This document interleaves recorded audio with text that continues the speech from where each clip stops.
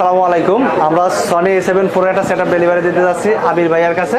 আবির ভাইয়া চলে আসছে ফরিদপুর থেকে।